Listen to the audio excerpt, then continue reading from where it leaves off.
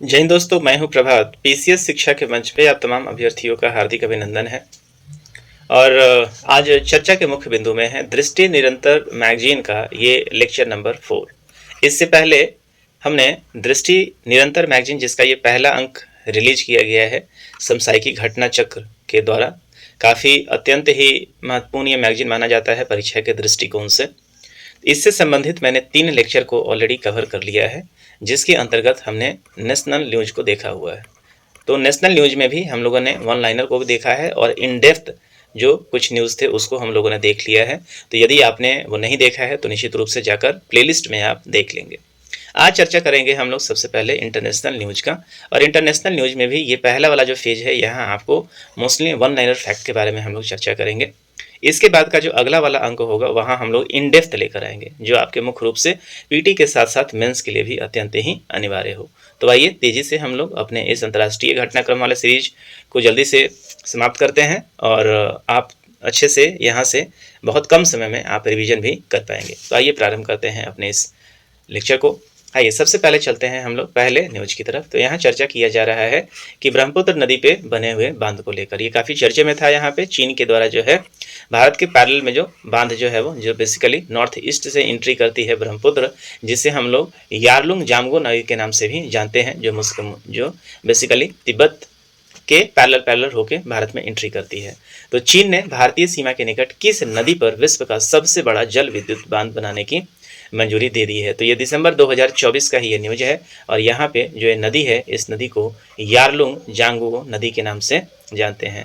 तो ये नदी जो है वो यारलुंग जांगबो नदी जो है, यहीं जब एंट्री करती है भारत में, तो इसी को हम लोग क्या कहते हैं? ब्रह्मपुत्र नदी कहते हैं। और आप यदि ज्योग्राफी में हम लोगों ने पढ़ा है कि जो ब्रह्मपुत्र नदी है वो नदी क्या है? एक पूर्ववर्ती नदी है। पूर्ववर्ती नदी कहने का मतलब है कि ये बहुत ही पुराना जो है नदी सिस्टम है और ये हिमालय के पहले भी रहता था। तो 3 नदियाँ जो हैं भारत में, कौन सी नदियाँ हैं? पूर्ववर्ती नदियाँ हैं। एक नदी जो है आपकी कौन सी है? सिंधु नदी है। दूसरा जो है वो अभी ब्रह्मपुत्र नदी है और तीसरा जो है वो आपका सतलुज नदी है। तो इस बात को आप याद रखेंगे। तो ये 3 नदियाँ जो हैं वो क्या हैं? हिमालय के पहले भी भारत में बहा करती थी। उनमें से एक जो बहुत बड़ी नदी है वो कौन सा है? ब्रह्मपुत्र है। और ब्रह्मपुत्र नदी पे ही अब चाइना ने बांध बनाने का घोषणा कर दिया है और ये विश्व का सबसे बड़ा बांध होगा। तो ये निश्चित रूप से भारत के लिए जो है वो एक बहुत ही चिंता का विषय है और इसके लिए भारत सरकार ने अपनी चिंता भी जाहिर की थी। तो इस बात को आप बता दें, ये जिस प्रोजेक्ट के अंदर इस बांध का निर्माण हुआ है उसको यारलुंग सांगपो जल विद्युत परियोजना के नाम से जाना जा रहा है। तो तिब्बत के एक मोडेब काउंटी जो जगह है वहाँ पे नदी के ग्रैंड बेड पर इस विशाल बांध का निर्माण किया जा रहा है। और ये चीन का जो 14वीं पंचवर्षीय योजना है, जो 2021 से लेकर 25 के अंतर्गत अभी चल रहा है, उस परियोजना के अंतर्गत इस बांध का निर्माण किया जा रहा है। और रणनीतिक रूप से ये बांध जो है भारत के लिए बहुत ही खतरनाक हो सकता है। आगे देखते हैं। वाइल्ड ईगल, जो एक पिक्चर आप यहाँ पे देख रहे हैं, ये पिक्चर है, इसे हम लोग वाइल्ड ईगल के नाम से बाल्ड ईगल के नाम से BALD है, बाल्ड ईगल के नाम से जानते हैं। और हाल फिलहाल में ही संयुक्त राज्य अमेरिका ने इस बाल्ड ईगल को अपना क्या किया है? राष्ट्रीय पक्षी घोषित कर दिया है। इस बात को आप याद रखेंगे। जो संयुक्त राज्य अमेरिका है, इसकी जो स्वतंत्रता 1776 में ही मिल गई थी, लेकिन इतने वर्षों के बाद जो है अब अमेरिका ने अपना नेशनल बर्ड घोषित किया है। और वो भी किसे किया है? तो ये बाल्ड ईगल को किया है। इसलिए खबर अत्यंत ही महत्वपूर्ण हो जाता है। आगे देखते हैं। टोंगा के नए प्रधानमंत्री का नाम क्या है? तो इसको आप बस याद कर सकते हैं, 22 जनवरी 2025 का ही न्यूज है। तो एसा के वालू ईको जो है वो कौन है? टोंगा के नए प्रधानमंत्री बन गए हैं। साथ ही साथ मालदोवा के राष्ट्रपति के रूप में किसने शपथ लिया है? तो मालदोवा के जो राष्ट्रपति हैं वो मैया सेंडू इनका नाम है। ये अपने सेकंड कार्यकाल के लिए चुने गए हैं। अगला है the great powers of 2025, the great powers of 2025 सूची में भारत को कौन सा स्थान मिला है? तो दिसंबर 2024 का ये न्यूज है और इसके अंदर बताया गया है कि दुनिया के 8 महत्वपूर्ण जो पावर्स हैं, जो शक्तियां हैं, उसमें भारत जो है अपना 5वें स्थान पे भारत को जगह मिली है। तो ये भारत के लिए एक गौरवशाली क्षण है और धीरे धीरे करके भारत अपना जो है वो कद है वो काफ़ी बड़ा करता जा रहा है। इन 8 महान हस्तियों में से सबसे टॉप पे अमेरिका रहा है पहले नंबर पे, दूसरे स्थान पे आप देखेंगे चीन रहा है, तीसरे स्थान पे रूस रहा है, चौथे स्थान पे जो है वो आप देखेंगे कि 225 में 8 महान शक्तियों में एशिया चौथे स्थान पे, यहाँ पे एक बार आप चेक करेंगे इसको, 4th स्थान पे शायद जापान का नाम है, लेकिन एक बार चेक करेंगे उसको। और 5वें स्थान पे जो है वो कौन सा है? वो भारत है। इस बात को आप याद करेंगे। जबकि यदि आप एशिया की हम बात करेंगे तो एशिया में जो टॉप 4 है वो चाइना, जापान, भारत और साउथ कोरिया है। तो 8 ग्रेट पावर्स ऑफ 2025 ये सैनिक आयाम से भी है और ये साथ ही साथ ये आपके इकोनॉमिक आयाम से भी ये रिलीज किया गया है। आइए समझते हैं। यहाँ पे हम लोगों ने 2 देशों की बात की थी यहाँ पे, तो एक देख रहे हैं आप मालडोवा का। तो मालडोवा का हम लोगों ने चर्चा किया था। तो मालडोवा जो है आप देख सकते हैं ये क्या है कि एक, यहाँ देख सकते हैं यूक्रेन आपको नज़र आ रहा है, तो ये एक कौन सा देश है, यूरोपीय देश आप यहाँ पे है। तो रोमानिया और यूक्रेन के बीच में जो है आपको जो देश दिख रहा है वो कौन सा है, मालडोवा है। ठीक है, इसके अलावा हमने टोंगा की बात की थी। टोंगा में जो नए प्रधानमंत्री आए थे, तो टोंगा जो है आप देख सकते हैं पैसिफिक ओशन के अंतर्गत जो ऑस्ट्रेलिया के ठीक नॉर्थ में इसकी स्थिति को आप देख सकते हैं। ये कौन सा है, टोंगा, और ये है टोंगा का आपका लोकेशन। तो मैप में इस लोकेशन को जरूर आप याद रखेंगे। चलिए आगे बढ़ते हैं। फोर्ब्स की 2024 के लिए ताकतवर पूरे देश भर में 100 ताकतवर महिलाओं की सूची जारी की गई है और इस पूरे 100 ताकतवर महिलाओं में भारत की भी 3 महिलाओं का नाम यहाँ पे शामिल है। तो इन 3 लोगों में कौन कौन से वो नाम है, तो निर्मला सीतारमण जो है वो, उनको 28वां पोजीशन मिला है, जो भारत की अभी क्या है, वित्त मंत्री हैं। रोशनी नादर मल्होत्रा को यहाँ पे 81st पोजीशन मिला है, जो कि अभी HCL की मेंबर हैं, HCL के को फाउंडर हैं। और किरण मजुमदार 100 को यहाँ पे 82nd जो है वो स्थान मिला है। आइए इनके थोड़ा सा पिक्चर को भी देख लेते हैं, इमेज को देख लेते हैं। तो ये जो है आप देख रही हैं वित्त मंत्री आपको नजर आ रही है निर्मला सीतारमण, और सामने आपको रोशनी नादर दिख रही हैं, और ये मजुमदार 100 आपको दिख रही हैं। चलिए आगे बढ़ते हैं। अगला जो खबर है वो कहाँ से आ रहा है, तो फ्रांस के जो है नए प्रधानमंत्री के रूप में किसे चुना गया है। तो आपको पता है फ्रांस जो है वो यहाँ पे अध्यक्षीय शासन प्रणाली है, और जो टॉप रहता है वो कौन रहते हैं, राष्ट्रपति होते हैं, और इमैनुअल मैक्रोन थे वहाँ पे अभी। तो फ्रांस के अब नए प्रधानमंत्री का चुनाव यहाँ पे हो गया है, और प्रधानमंत्री के रूप में 13 दिसंबर 2024 को फ्रांसवा बायरू ने शपथ लिया था। शायद इसमें आगे भी कुछ परिवर्तन संभव है। तो ये 13 दिसंबर 2024 तक जो है यहाँ पे नए प्रधानमंत्री ने शपथ ले लिया था, जिनका नाम क्या है, फ्रांसवा बायरू इनका नाम है। आगे देखते हैं। मरुस्थली को निपटने के लिए संयुक्त राष्ट्र अभी समय के पक्षकारों के सम्मेलन में 16वां सत्र कोप 16 का आयोजन किया गया था 2 से 13 दिसंबर 2024 को। ये कौन सा है, UNCCD है, united nation of combating desert के नाम से इसको जाना जाता है। कन्वेंशन ऑन कॉम्बैटिंग डेजर्ट मतलब मरुस्थलीकरण को रोकने के लिए इस कोप का आयोजन किया गया था। और इस कोप का जो 2016 है, इसका आयोजन इस बार कहाँ किया गया था, ये रियाद में किया गया था। इस बात को आप याद रखेंगे। तो रियाद सऊदी अरब में इस पर क्या किया गया था, कोप 16 का आयोजन किया गया था। और ये कोप जो है कई तरह से ऑर्गेनाइजेशन है, कहीं बायोडाइवर्सिटी के लिए मनाया जाता है, कहीं क्लाइमेट चेंज के लिए मनाया जाता है, और ये किसके लिए है, मुख्य रूप से मरुस्थलीकरण को रोकने के लिए है, जो कि UN समर्थित है। तो इस बार इसका आयोजन रियाद में किया गया है। UNCCD कोप 16 का जो इस पर मुख्य विषय रहा है या थीम रहा है, वो थीम रहा है आवर लैंड आवर फ्यूचर। ये काफ़ी इंपॉर्टेंट है, इसको रट लेंगे क्योंकि इस तरह के प्रश्न आने की संभावना ज़्यादा रहती है। UNCCD कोप 16 किस महत्वपूर्ण अवसर पर आयोजित किया गया था, तो ये UNCCD की 30वीं स्थापना वर्ष थे। तीसरा है वो वर्षगांठ था। और UNCCD कोप 16 में अभी इस बार 197 पक्षकार मतलब 196 देश और यूरोपीय देश इसमें शामिल है। आपको ये ध्यान में रखना चाहिए कि बहुत ही तेज़ी से जो है पूरे विश्व में अभी मरुस्थलीकरण का प्रभाव जो है वो क्लाइमेट चेंज के कारण मरुस्थलीकरण का क्या हो रहा है, प्रसार हो रहा है। और ये पूरी की पूरी कोप जो है इस मरुस्थलीकरण के रोकने के ऊपर काम करती है। आगे देखते हैं। वर्ष के अंत में आप देखेंगे टाइम मैगजीन का जो है वो कुछ प्रमुख पर्सनालिटी के लिए जो है वो फिगर जारी किया जाता है। तो इस बार टाइम मैगजीन ने वर्ष 2024 के लिए पर्सन ऑफ द ईयर के रूप में किसे नामित किया गया है, तो ये अभी अमेरिका के 47वें जो प्रेसिडेंट बने हैं, और वो प्रेसिडेंट कौन बने हैं, डोनाल्ड ट्रंप बने हैं, जो आश्चर्यजनक तरफ से जो काफ़ी पीछे चल रहे थे, लेकिन एक पेंसिल्वेनिया की घटना ने इस पूरे इलेक्शन को बदल के रख दिया। और आप देखेंगे कि इस तरीके से डोनाल्ड ट्रंप जो है वो दोबारा से एक टेन्योर के बाद USA के राष्ट्रपति बन गए हैं और 47वें राष्ट्रपति बने हैं। और इसीलिए टाइम मैगजीन ने इन्हें 2024 का पर्सन ऑफ द ईयर दिया है। आगे देखते हैं। राष्ट्रपति द्रौपदी मुर्मू के द्वारा नेपाल के किस सेना प्रमुख को भारतीय सेना के जनरल उपाधि की प्रदान की गई है दिसंबर। तो साल के आखिरी में एक प्रथा भारत और नेपाल के बीच में चलता है। आपको पता है कि भारत और नेपाल जो है वो काफ़ी रोटी बेटी का संबंध है भारत और नेपाल के बीच में, और काफ़ी क्लोज जो है वो भारत और नेपाल के बीच में रिश्ते हैं। तो ऐसे में भारत और नेपाल के बीच में कई सारे आवागमन जो है यहाँ मुक्त है, किसी तरह का वीज़ा का प्रचलन नहीं है।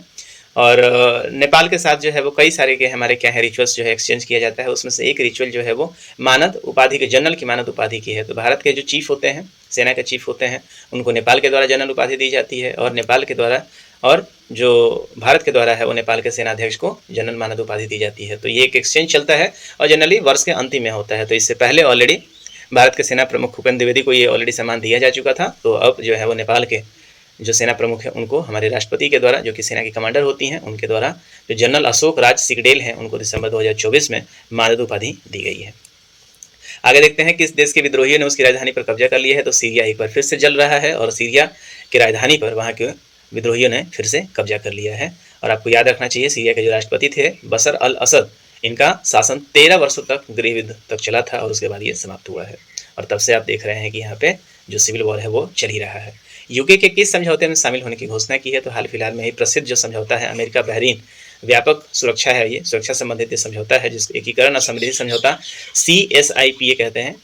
तो इसमें अभी यूके ने शामिल होने की घोषणा कर दी है। इसके बारे में न्यूज इन डेप्थ में हम विशेष रूप से पढ़ेंगे। नामीबिया की पहली महिला राष्ट्रपति के रूप में कौन निर्वाचित हुई है, तो नामीबिया आपको पता है कि क्या है, एक अफ्रीकन कंट्री है और उसकी जो पहली महिला जो राष्ट्रपति बनी है उनका नाम है नेटुम्बो नंदी नदैद-वा। तो इस बात को जानकारी ले सकते हैं, ऐसे प्रश्न हालांकि पूछने की संभावना कम ही रहती है। तो आप यहाँ पे मैप के माध्यम से इस नामीबिया को देख सकते हैं। नामीबिया जो है एक पश्चिमी अफ्रीकी देश है और मुख्य रूप से अटलांटिक, इसका जो तट रेखा है अटलांटिक ओशन से मिलता है और इसके जो पड़ोसी देश में आप देख सकते हैं ये बोत्सवाना है, दक्षिण में आप देख सकते हैं साउथ अफ्रीका है और ऊपर में आप देख सकते हैं वो नाम जो है वो शायद अंकारा है, इसको हम लोग देखेंगे। चलिए, तो ये मैप में भी आप इसको देखते रहेंगे।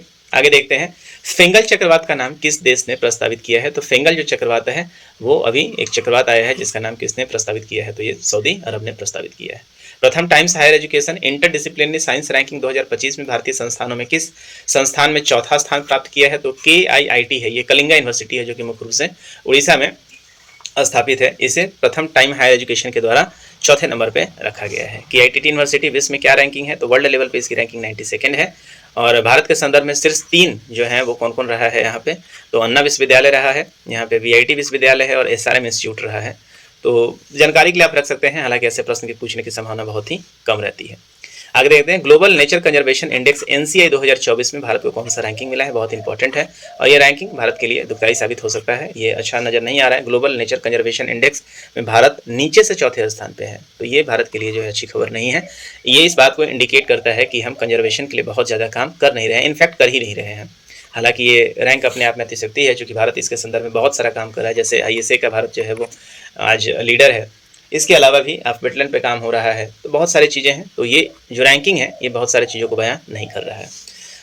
प्रधानमंत्री नरेंद्र मोदी को अमेरिका के किस पुरस्कार से सम्मानित किया गया है, तो अमेरिका के doctor Martin Luther king junior वैश्विक शांति पुरस्कार से सम्मानित किया गया है। जिस समय मैं रिकॉर्ड कर रहा हूँ लेक्चर, उस समय तक हमारे देश के प्रधानमंत्री को 21 देशों का सम्मान अभी तक मिल चुका है और जो लेटेस्ट सम्मान मिला है वो कहाँ से मिला है, तो मॉरिशस का सम्मान मिला है, जो कि मैंने जो वीकेंड वाला जो लेक्चर है वहाँ हम कवर कर रहे हैं।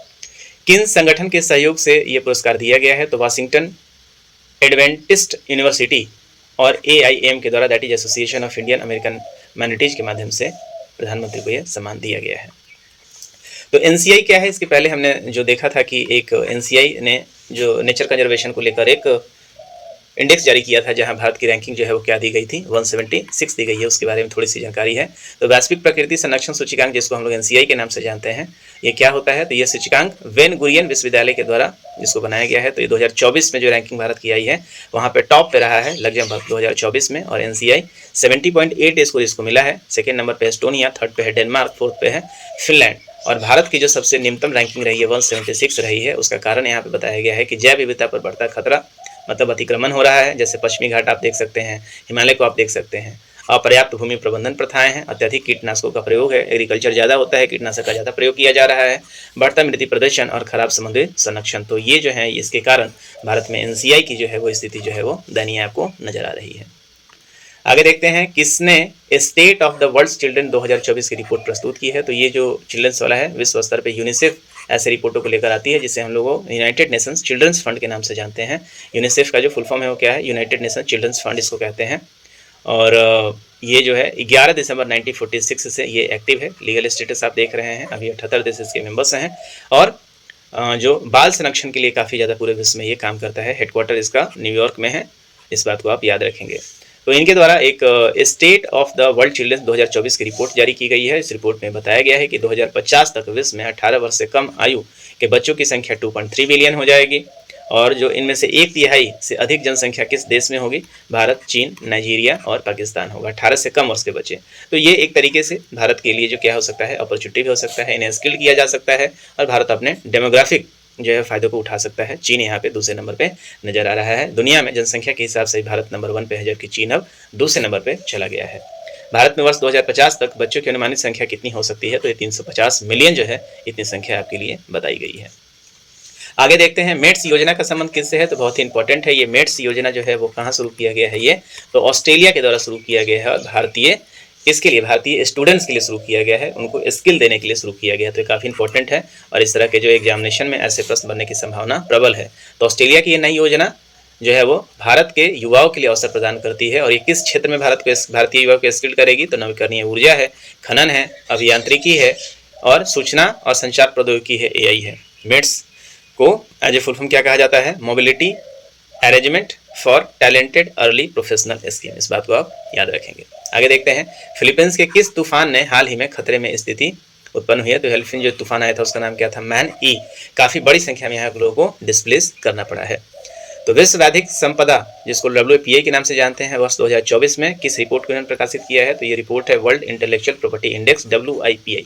तो इसके अंतर्गत आप देखते हैं आवेदन किया जाता है। पूरे देश में जितने रिसर्च होते हैं, इनोवेशन होते हैं, उसको लेकर ये रिपोर्ट बताती है। और 2023 में जो पेटेंट हुआ है उसमें सबसे तेज वृद्धि जो है वो भारत में हुआ है, 15.7%। जबकि ये भारत के लिए जो है काफ़ी अच्छी खबर है और ये इस बात को बताता है कि भारत में जो इनोवेशन है उसके ऊपर अभी अच्छा खासा काम चल रहा है।